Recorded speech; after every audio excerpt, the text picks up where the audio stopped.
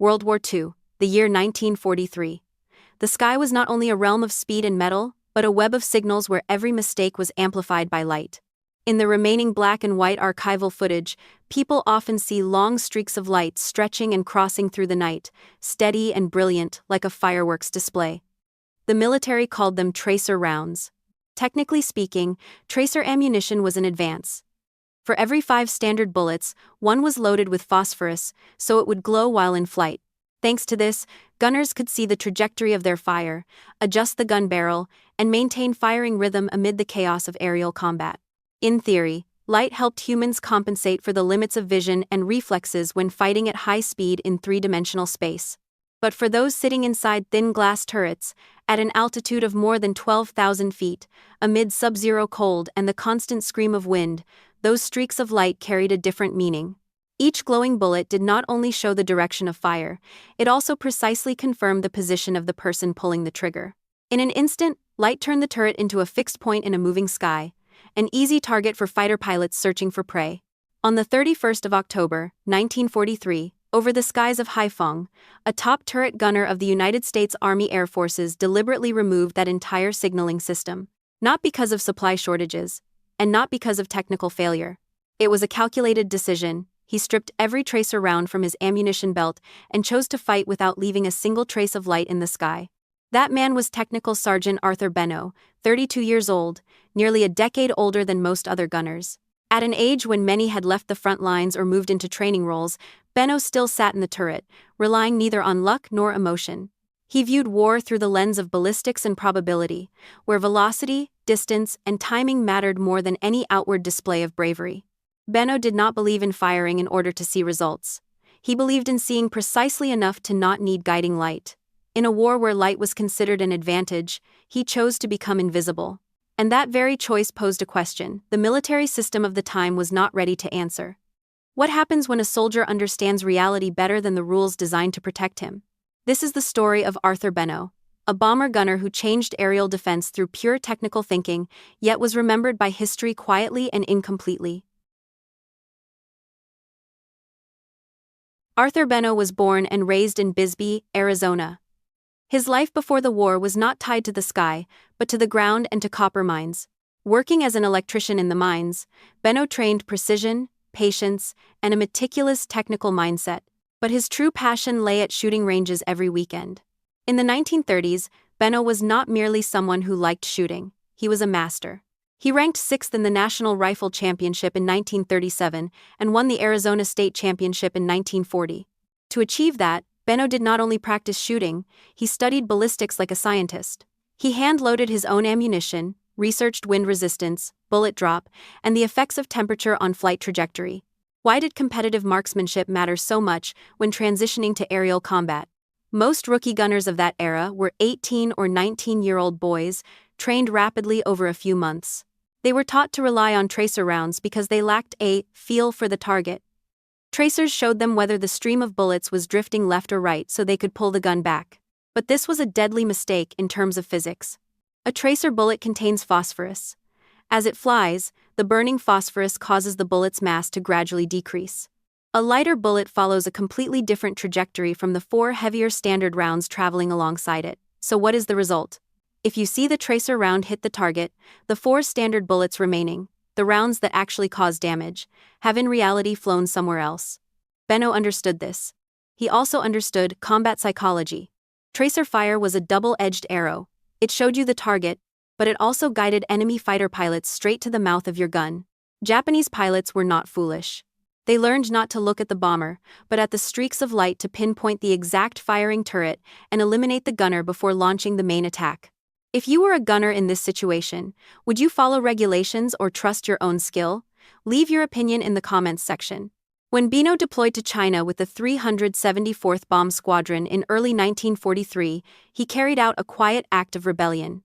On the night before each mission, while other gunners slept or wrote letters home, Beno sat inside the equipment tent. With 500 rounds of .50 caliber ammunition spread across a wooden table, he removed each tracer round and replaced it with standard ball ammunition. Ordnance personnel warned him he was violating regulations. Commanders said he was committing suicide. But Beno calmly replied that he did not need glowing bullets to know where he was firing. To him, marksmanship was mathematics, not the gamble of light. He trusted 15 years of training more than outdated military doctrine. October the 31st, 1943, Halloween. The mission of the 308 bomb group was to strike port targets at Haiphong, a critical logistical link for Japan in Indochina. On paper, this was not an especially dangerous mission, but experience from the preceding months showed that the skies over this area had become a deadly trap for turret gunners. At 7:30 in the morning, the B-24 Liberator, nicknamed the Goon, was holding an altitude of roughly 12,000 feet within the bomber formation. Below, from Guillaume Airfield, 29 Mitsubishi Zeros began climbing. In the 4 months prior to this mission, Beno's group had lost 11 gunners. The attack pattern repeated with little variation. Japanese fighters did not charge straight at the bomber fuselage, but instead followed tracer streaks, identified turret positions, and used 20mm cannon fire to neutralize gunners before executing the main assault. Beno rotated his top turret toward the dark specks growing larger in the sky. In his ammunition belt, there was not a single tracer round, no light, no signal. Before the aerial battle began, Beno's turret sank into an almost absolute silence. The lead Zero approached and opened fire from a distance of 1,800 yards, a range far too great to be effective. Beno did not react. At other positions in the formation, gunners began firing back. Orange bands of light instantly appeared, drawing clear arcs across the sky, unintentionally providing Japanese pilots with an exact map of the defensive fire from each B-24. From the turret of the Goon, there was no such response. Beno watched through the reflector sight, tracking the target as it entered effective range. The distance steadily closed, 1,500 yards, then 1,200, then 1,000. Only when the Zero lifted its nose to adjust its firing angle did Beno pull the trigger. The twin 50-caliber machine guns came alive at a firing rate of roughly 50 rounds per second. In the sky, no light appeared, no smoke, no warning sign. Only high-speed fire cutting through the air at a velocity of approximately 2,900 feet per second. The lead Zero lost control almost instantly and fell out of formation. 40 seconds later, a second aircraft approaching from the same direction disappeared in the same manner. For the Japanese pilots, this created a baffling situation. They could see defensive fire from other aircraft and react to those streams of bullets. But from the Goon, fire appeared without a clear visual source. Wingmen were being shot down while no one could identify where the return fire was coming from. That invisibility did more than cause physical damage. It created a psychological void, a dead zone, where every learned reflex became useless. Within 8 minutes of aerial combat, Beno shot down 7 Zeros. For a bomber gunner on a single mission, this number far exceeded all standard statistics of that era. When the Goon landed safely at Cheongsong Airfield in China, the squadron commander was already waiting to address the ammunition regulation violation. But after reviewing the gun camera footage and confirming 7 enemy aircraft destroyed, the exchange ended in silence. Beno simply showed them his ammunition belt. Every round was standard ball. The effectiveness of that choice spread quickly within the unit. Within 2 weeks, many gunners began removing tracer rounds from their belts. There was no official order, only practical results. The loss rate of the 308 bomb group dropped noticeably. Arthur Beno did not merely win a single air battle. He proved that, sometimes, the greatest changes in war begin with a silent decision inside a turret. November the 14th, 1943, just 2 weeks after the air battle over Haiphong. This time, the target of the 308 bomb group was the port of Hong Kong, another vital logistical hub for Japan.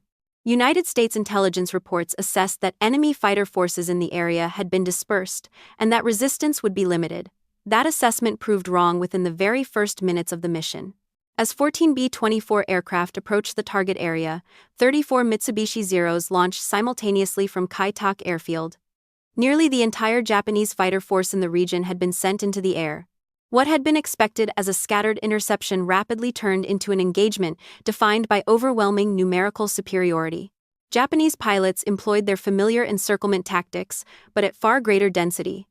Attacks came from multiple directions, head-on, from the flanks, and from below the bomber formation. The constant pressure caused the B-24 formation to begin fracturing. In that situation, any aircraft falling behind immediately became a priority target.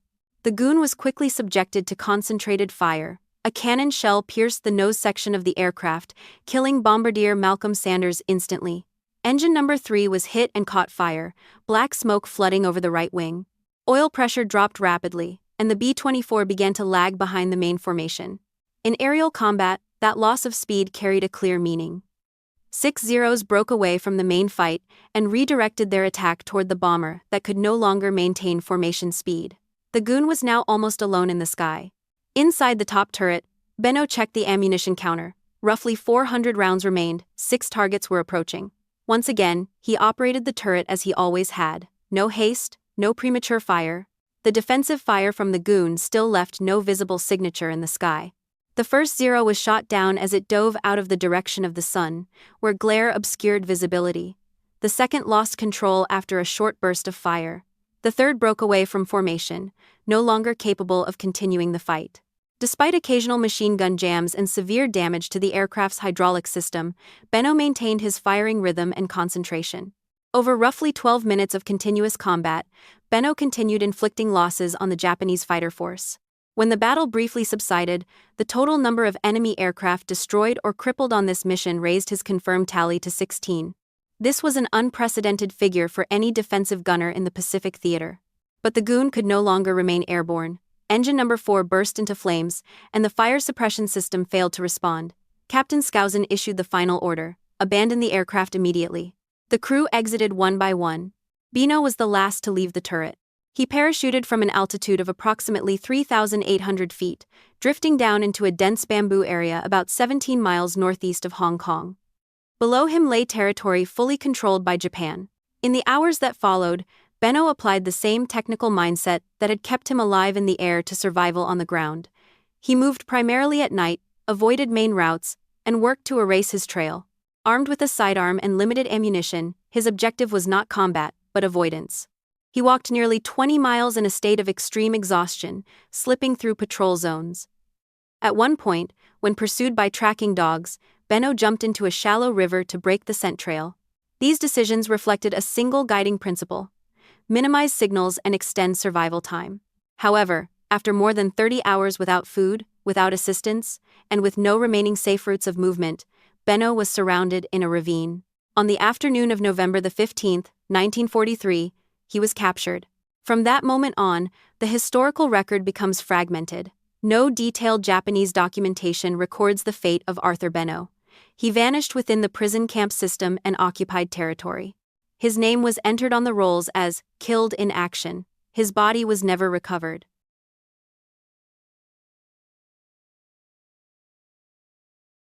After the Hong Kong mission, all gun camera footage from the top turret of the Goon was reviewed and analyzed. The results left no room for debate. Arthur Beno had personally shot down a total of 16 Japanese fighter aircraft in just 2 missions. This figure far exceeded anything previously recorded for a defensive bomber gunner. In World War II, a fighter pilot needed only 5 confirmed victories to be recognized as an ace. With 16 victories, they would almost certainly receive the highest decorations, be celebrated by the press, and become a symbol of wartime propaganda. But Arthur Beno was not a pilot. He did not hold a control stick. He sat inside a turret. Squadron commanders fully understood how extraordinary Beno's actions were. A recommendation for a posthumous Medal of Honor was prepared and forwarded through command levels in the China-Burma-India theater. The final dossier reached Washington in March of 1944. There, the recommendation was rejected. The reason given was brief and administrative. Shooting down enemy aircraft from a defensive gun position did not meet the criteria for the Medal of Honor. In the logic of the award system at the time, those who attacked were deemed more worthy of recognition than those who defended, even when the real outcomes were no different. Arthur Beno was posthumously awarded the Silver Star. The ceremony took place quietly in Arizona. His wife and his 12-year-old daughter received the medals in silence, without media cameras, without long speeches. He was mentioned simply as a soldier who had fallen in the line of duty, nothing more. Over time, names like Richard Bong and Thomas Maguire became icons of American air combat. Meanwhile, Arthur Beno slowly faded into archival records. Few remembered that it was his initiative that significantly reduced casualties among bomber gunners during the final months of the war. History does not deny the number 16. But history chose not to tell the story behind it. And that is the paradox of recognition. There are people who change how war operates, yet do not fit the way war chooses its heroes. This photograph was taken for National Geographic in October of 1943, just 2 weeks before Arthur Beno disappeared. In the frame, he stands beside the B-24 The Goon, calm in appearance, bearing none of the image of a hero. He looks like a craftsman who has simply finished his work. And for Beno, war truly was that way. Not a place to seek glory, but a job that demanded precision. He did not rely on luck or emotion. He removed what increased risk and kept what helped his comrades survive. Arthur Beno was not famous, but the principle he left behind endures: maximum effectiveness, minimal trace. That mindset remains a foundation of modern warfare, from stealth aircraft to night operations forces. His name is engraved on the Airman's Memorial in Nanjing. In his hometown of Arizona, he has only an empty grave marker. But more importantly, his story is still being told. If you believe that quiet historical stories like this deserve to be remembered, subscribe to the channel to join us in exploring the people who changed history without ever standing on the podium of glory. Thank you for watching.